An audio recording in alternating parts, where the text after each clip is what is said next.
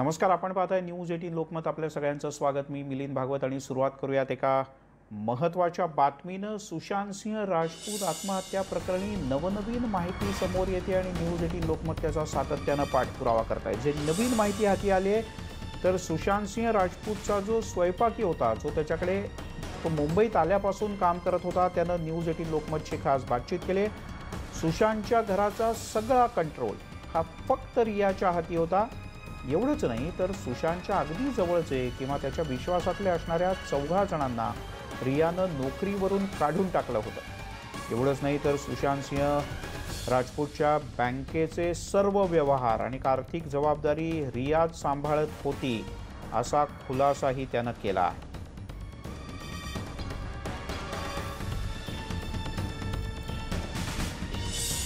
इस पूरे मामले में अब तक जो जांच हुई है, चाहे मुंबई पुलिस कर रही है, चाहे बिहार पुलिस कर रही है, रिया चक्रवर्ती का रोल सबसे ज्यादा अभी तक सामने आ रहा है कि उन्होंने किस तरह से उन्हें प्रताड़ित किया, किस तरह से उन्हें परेशान करती थी. एक बात बताइए, रिया क्या पूरे घर को कंट्रोल करती थी?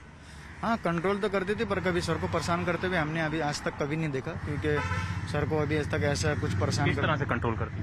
बस कंट्रोल मतलब जो है, उनको पहले क्या होता था, कुछ चीज भी लेना हो देना हो पैसे वैसे, तो रिया मैम बोलते थे, तो रिया मैम सर को बोलते थे कि शॉर्ट फॉर्म बोलते थे सुशी इसको इतना देना है, लेन देन करना है, तो सर बोलते थे डन है, तो वो हो जाता था. वो ऐसे करते करते तो वो सर से भी पूछना, फाइनेंशियल चीजें वही देखती थी. हाँ, वो उन्हीं के हाथ में हो गया था, जो भी खर्चा वर्चा जो भी बोलते थे तो वो खुल गई थी. जैसे सर हैं वैसे वही हो गई थी. यूरोप टूर के बाद क्या हुआ था? यूरोप टूर के बाद तो वहाँ से आने के बाद तो सर के जाने से पहले ठीक थे. वहाँ से आने के बाद जो है ना, उनकी तबीयत जो थे ना, काफी चेंज हो गया था. उनकी तबीयत में काफी बदलाव आ गया था उनके. किस तरह से बदलाव आया? बदलाव मतलब वो कुछ डाउन से लग रहे थे. तो यहाँ से हैप्पी माइंड में गए थे, तो वहाँ से आए थे तो कुछ इतना हैप्पी माइंड नहीं लग रहा था उनका.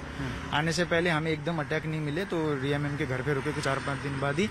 तो 5-4 दिन बाद ही वो घर पे आए थे. हम उनसे मिले थे, देखा था, तो हाय हेलो करा था, बोला था सब ठीक है, बोला था. सर ने हमसे पूछा था, हमने कहा सब ठीक है. तो उस टाइम थोड़ा सा डाउन हो रहा था, तो कुछ खा नहीं रहे थे, पी नहीं रहे थे. पहले जैसा मतलब परेशान नहीं करते थे. परेशान नहीं करते थे, तो उनको हर 5 मिनट में कुछ ना कुछ चाहिए रहता था. कॉफी ये कुछ भी ला के दो, ये वो इस तरह का सब वो नहीं हो रहा था. तो हम सोचते थे सर इतना बोलते थे, अब आजकल खा नहीं रहे पी नहीं रहे, तो हम ऐसे बदल से गए. हाँ, तो ऐसे लगता तो बदल से गए. ठीक है, और जानना चाहेंगे नीरज की, जिस तरह से ये कहा जा रहा है कि जो साइकेट्रिस्ट जहाँ पे सुशांत जी का इलाज चल रहा था, वहाँ पर रिया खुद जाती थी या फिर सुशांत को लेके जाती? उस चीज़ को तो मेरे को नहीं पता. उस चीज़ को मैं जब पावना में था, जब पता चल रहा था कि उनका ट्रीटमेंट चल रहा है. अब ये नहीं पता किस चीज़ का ट्रीटमेंट चल रहा है. वो मेरे को हाउस मैनेजर ने बोला. हाउस मैनेजर को मैंने कुछ पैसे वैसे एक्स्ट्रा के लिए बोला, तो उन्हें बोला अभी सर से मैं पैसे नहीं मांग सकता, अभी एडजस्ट कर लो जैसे भी रहेगा दोनों. तो सर की तबीयत रहेगी तो फिर और कर लेंगे जैसे भी, अभी एडजस्ट कर लो. तो ट्रीटमेंट बताओ हमें लगा, तब से हमें पता चला कि सर की तबीयत बहुत डाउन चल रही है. रिया ने कुछ स्टाफ को भी निकाला था? स्टाफ को तो अभी निकाला था ना बीच में, अभी लॉकडाउन से पहले कुछ मार्च में कुछ निकाले थे.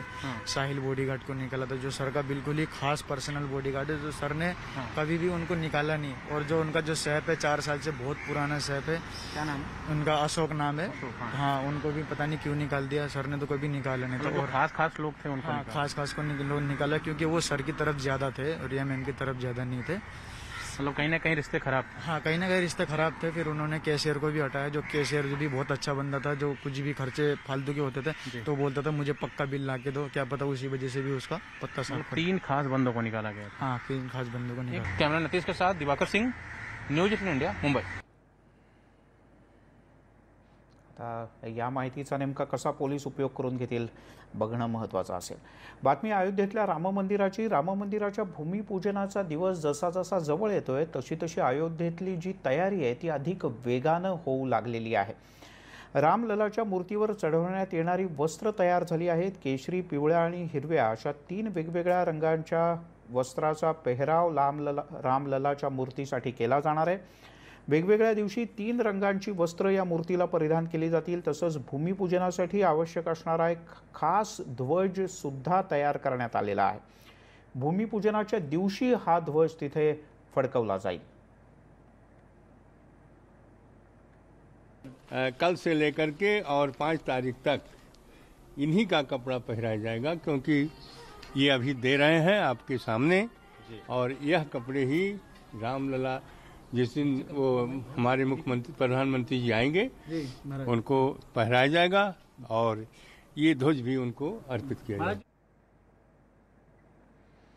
तेव्हा तयारी अतिशय वेगानं आणि जय्यत सुरू आहे। आणि आता अमिताभ बच्चन यांच्याबद्दलचा आमचा खास कार्यक्रम।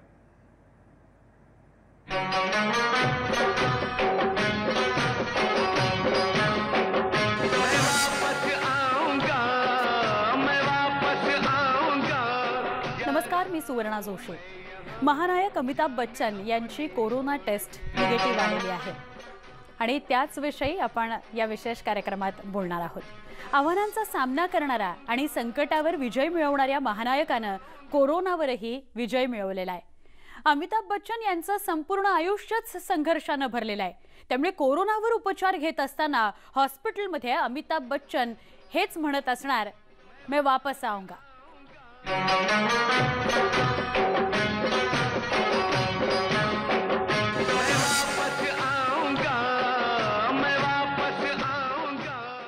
महानायक अमिताभ बच्चन आणि संकट यांचं नातं तसं जुनंच आहे। पडद्यावर गुंडांना लोळवणाऱ्या अमिताभ बच्चन यांनी कोरोनालाही तशाच प्रकारे लोळवलं।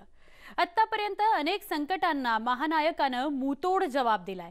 पडद्यावर असो किंवा प्रत्यक्ष जीवनात अमिताभ बच्चन यांना संघर्ष कधी चुकलाच नाही। यश आणि अपयश आणि पुन्हा घवघवीत यश मिळवणारे अमिताभ बच्चन कधीच हार मानत नाहीत आणि यावेळीही तसंच झालंय।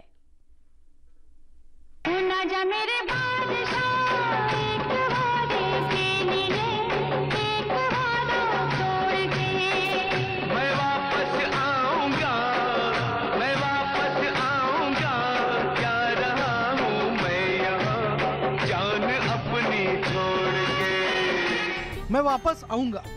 कोरोनाचा संसर्ग झाल्याने उपचार घेणारे अमिताभ बच्चन त्यांच्या चाहत्यांनाही हेच सांगत असतील, मैं वापस आऊंगा। बच्चन कुटुंबात अमिताभ यांच्यासह अभिषेक, ऐश्वर्या आणि आराध्या यांना कोरोना झाला होता। ऐश्वर्या आणि आराध्यानं कोरोनावर मात केली आहे। या दोघींना डिस्चार्जही मिळाला। पण आता कोरोनाला हे माहिती नाहीये की त्यानं कोणासोबत शत्रुत्व घेतलंय। डॉन का इंतजार तो 11 मुल्कों की पुलिस कर रही है, लेकिन सोनिया, एक बात समझ लो, डॉन को पकड़ना मुश्किल ही नहीं, नामुमकिन है। अमिताभ बच्चन यांच्यासोबत कोरोनानं पंगा घेतलाय, पण डॉनला पकडणं खरंच अशक्य आहे। अमिताभ यांच्यासोबत शत्रुत्व घेणाऱ्यांची कशी अवस्था होते तुम्हीच बघा।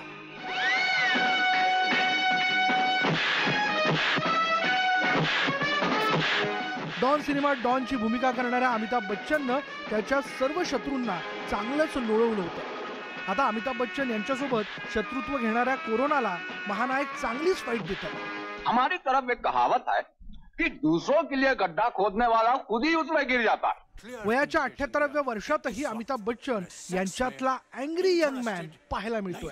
अमिताभ बच्चन यांच्या अँग्री यंग मॅननं अनेक वर्षांपासून देशातल्या नागरिकांच्या मनातील संतापाला वाट करून दिली आहे। तुम लोग मुझे ढूंढ रहे हो और मैं तुम्हारा यहाँ इंतजार कर रहा हूँ। सामान्य माणूस भ्रष्टाचार रोखू शकत नव्हता, सामान्य माणूस गुंडांना चोप देऊ शकत नव्हता, मात्र पडद्यावर अमिताभ बच्चन गुंडांना चांगलंच चोपून काढत होते। त्यामुळे अमिताभ बच्चन यांच्या रूपात सर्व प्रेक्षक स्वतःलाच पाहत होते, जणू काही तेच गुंडांना बुकलून काढत होते। अर्थात गुंडांना बडवणाऱ्या अमिताभ यांचा आवाजही तितकाच दमदार असल्यानं त्यांचे डायलॉग्सही प्रचंड टाळे मिळवतात। अब मुलाकात हो गई। जब तक बैठने को न कहा जाए शराफत से खड़े रहो। ये पुलिस स्टेशन है, तुम्हारे बाप का घर नहीं। अँग्री यंग मॅनचा हा दराराच त्यांच्या चाहत्यांना भावतो। मागील 5 दशकांपासून हा अँग्री यंग मॅन जगभरातल्या चाहत्यांना त्याच्या दमदार डायलॉगनं, प्रेक्षकांना दमदार अभिनयाचा आनंद देतोय। मात्र या महानायकावर अनेक संकटही कोसळली। त्यातलंच एक संकट तर त्यांच्या जीवावर बेतलं होतं। 1982च्या जुलै महिन्यात कुली सिनेमाच्या सेटवर फायटिंगच्या सीनमध्ये अमिताभ बच्चन यांना अभिनेता पुनीत इस्सरचा बुक्का पोटात लागला होता। गंभीर जखम झाल्यानं हा मोठा धोका निर्माण झाला। परिणामी देशभरातले फॅन्स चिंतेत पडले। ही चिंता तब्बल 61 दिवस कायम होती, कारण अमिताभ यांच्यावर 61 दिवस उपचार सुरू होते। अखेर 61 दिवसांनंतर अमिताभ यांनी मृत्यूला मात देण्यात यश मिळवलं। अमिताभ बच्चन इस्पितळामध्ये दाखल झाले आणि त्यानंतर बघता बघता ही बातमी सगळीकडे पसरली। त्या काळात फक्त मुद्रित माध्यमे होती, म्हणजे प्रिंट मीडिया होता, परंतु अमिताभ बच्चन यांची लोकप्रियता प्रचंड होती। तब्बल 61 दिवस ते बीच कँडी इस्पितळामध्ये उपचार घेत होते। 24 सप्टेंबर 1982 रोजी ते ज्यावेळेला बाहेर आले त्यावेळेला त्यांचे शब्द होते, मैं तो चला गया था मगर आपकी दुआ से वापस आ गया। हे त्यांचे भावपूर्ण उद्गार हे अतिशय म्हणजे टचिंग ठरले। दरम्यानच्या काळात म्हणजे अमिताभ बच्चन आजारी असतानाच्या काळामध्ये देशातून विदेशातून त्यांच्या चाहत्यांनी, सर्व धर्मातील चाहत्यांनी, म्हणजे सर्व धर्मसमूह आपण जो म्हणतो त्या सगळ्यांनी त्यांच्या विश्रांतीसाठी प्रार्थना केली। पूर्णपणे बरे झाल्यानंतर अमिताभ बच्चन एक प्रथा सुरू केली, ती म्हणजे आपल्या प्रतीक्षा बंगल्यातून ज्या रविवारी आपण मुंबईत असू त्या रविवारी संध्याकाळी 1 तास आपल्या चाहत्यांना दर्शन देणं। अमिताभ बच्चन यांच्या आतापर्यंतच्या 5 दशकांच्या या प्रवासात अनेक चढ उतार आले। यशाच्या शिखरावर असलेल्या कोणत्याही कलाकाराला एक ना एक दिवस अपयशाच्या पायथ्याकडे उतरावंच लागतं। अमिताभ बच्चन ही याला अपवाद ठरले नाहीत। अनेक सुपरहिट चित्रपट देणारा अमिताभ बच्चन यांची जादू काहीशी कमी व्हायला लागली। याचा प्रत्यय आला तो 1988 मध्ये। त्या वर्षी अमिताभ यांचा शहंशाह हा चित्रपट प्रदर्शित झाला।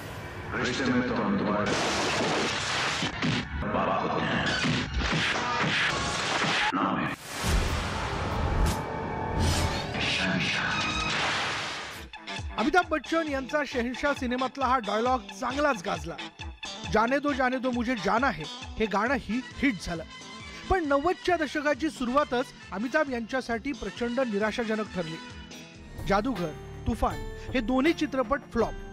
त्यातल्या त्यात आज का अर्जुनला थोडंसं यश मिळालं। अग्निपथनं अमिताभ बच्चन यांना नॅशनल अवॉर्ड मिळवून दिला। अमिताभ नावाची जादू चालली। मात्र अग्निपथ फार गाजला नाही। पण त्यानंतरचे अजूबा, अकेला, हम, इंद्रजित सबशेल फ्लॉप ठरले।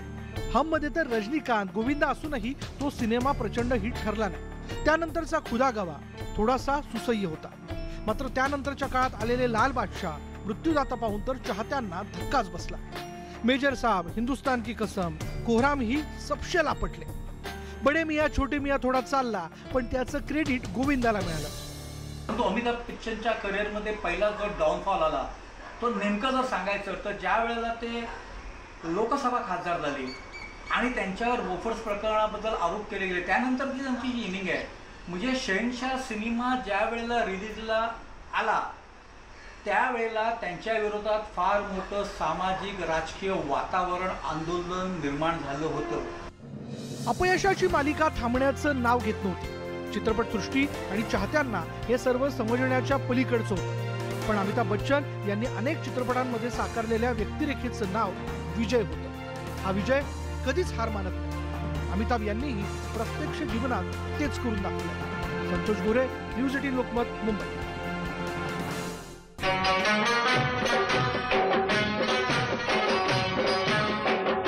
ब्रेकनंतर या विशेष कार्यक्रमामध्ये पुन्हा एकदा स्वागत। बिग बी अमिताभ बच्चन यांची लोकप्रियता भारतातच नव्हे तर जगभरात पाहायला मिळते। खुदा गवा या चित्रपटाचं शूटिंग अफगाणिस्तानात झालं होतं। तिथल्या सुलतान यांनी अमिताभ यांच्या सुरक्षेकरता देशाच्या वायुदलाचे अर्धे जवान तैनात केले होते। खुदा गवा हा अफगाणिस्तानात सर्वाधिक पाहिला गेलेला बॉलिवूडचा चित्रपट आहे। जगभरामध्ये लोकप्रिय असलेल्या अमिताभ बच्चन यांच्या यशाचं गमक काय असं विचारलं तर याचं उत्तर एका शब्दात देता येणार नाही। कारण वेगवेगळ्या भूमिका, वेगवेगळ्या विषयांवरील चित्रपट, जाहिराती, कविता, स्मॉल स्क्रीनवरील लोकप्रिय कार्यक्रम केबीसी अशा मल्टी टॅलेंटेड गुणांमुळे अमिताभ बच्चन महानायक ठरले। चित्रपटापासून जाहिरातीत वेगवेगळ्या भूमिकेत दिसणारे अमिताभ हे उजव्या आणि डाव्या अशा दोन्ही हाताने लिहितात हे अनेकांना माहीत नाहीये। अमिताभ यांना आधी इंजिनियर व्हायचं होतं, त्यानंतर त्यांनी वायुदलात जाण्याचंही ठरवलं होतं, पण त्यापैकी काहीही घडलं नाही। संघर्षाच्या काळात अमिताभ बच्चन यांना मुंबईतील मरीन ड्राईव्हच्या किनाऱ्यावर बऱ्याच रात्री काढाव्या लागलेल्या होत्या। मात्र त्या अंधाऱ्या रात्रींमध्येच उद्याचा महानायक आणि सुपरस्टार दडला होता। त्या काळोखातही जिद्द कायम ठेवून अमिताभ बच्चन चित्रपटसृष्टीत आले आणि बॉलिवूडला शहंशाह मिळाला। महानायक अमिताभ बच्चन यांनी कोरोनावर मात करण्यात यश मिळवलंय. मैं वापस आऊंगा या विशेष कार्यक्रमात जे वचन किंवा जे शब्द त्यांचे होते ते त्यांनी पाळलेत. याच नोटवर आपण या विशेष कार्यक्रमात इथेच थांबतोय. पहा फक्त न्यूज 18 लोकमत.